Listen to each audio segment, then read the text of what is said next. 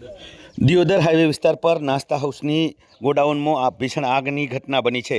Highway વિસ્તાર પર આવેલા ગોડાઉનમાં આગ લાગતા જ અફરાતફરી મચી છે। ગ્રામ પંચાયતની ટીમે આગ પર કાબૂ મેળવવા માટે પ્રયાસો હાથ ધર્યા છે। વાવથરા જિલ્લાના દિયોદર ખાતે હાઈવે પર આવેલા મહાકાળી નાસ્તા હાઉસના ગોડાઉનમાં આજે વહેલી સવારે અચાનક આગ લાગવાની ઘટના સામે આવી છે અને આગ લાગતા જ વિસ્તારમાં અફરાતફરીનો માહોલ સર્જાયો છે। પ્રાથમિક માહિતી મુજબ આગ ગોડાઉનના બીજા માળે લાગી હતી અને થોડા જ સમયમાં તેણે વિકરાળ સ્વરૂપ ધારણ કર્યું હતું। ઘટનાની જાણ થતાં જ દિયોદર ગ્રામ પંચાયતની ટીમ તાત્કાલિક ઘટના સ્થળ પર પહોંચી હતી અને પાણીનો સતત મારો ચલાવીને આગ પર કાબૂ મેળવવાના પ્રયાસો હાથ ધર્યા છે।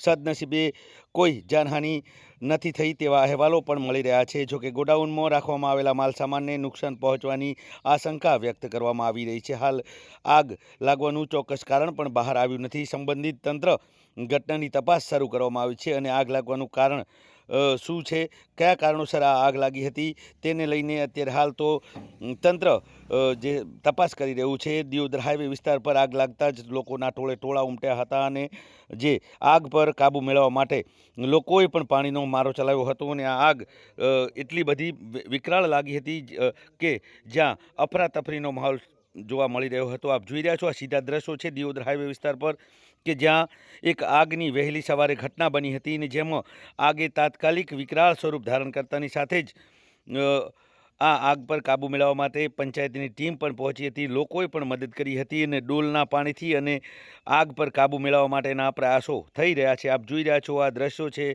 દિયોદર હાઈવે વિસ્તાર પર કે જ્યાં ઉમંગ મોલની બાજુમાં આવેલું એક ગોડાઉન હતું અને જે નાસ્તાની દુકાન હતી તેનું ગોડાઉન અને તેમાં વહેલી સવારે કયા કારણોસર આગ લાગી તેને લઈને અત્યારે હાલ તો તપાસનો વિષય છે।